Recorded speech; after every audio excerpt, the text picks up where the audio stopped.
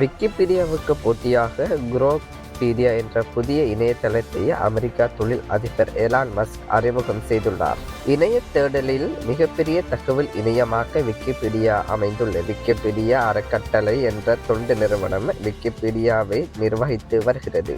இத்தளம் சுமார் 300க்கும் மேற்பட்ட மொழிகளில் தகவல்களை வழங்கி வருகிறது. இந்த நிலையில் விக்கிபீடியாவுக்கு போட்டியாக குரோக்பீடியா என்ற புதிய இணையதளத்தை அமெரிக்கா தொழில் அதிபர் எலான் மஸ்க் அறிமுகம் செய்துள்ளார். இந்த குரோக்பீடியாவில் AI பதிவுகள் மட்டும் இருக்கும் என்று தெரிவிக்கப்பட்டுள்ளது.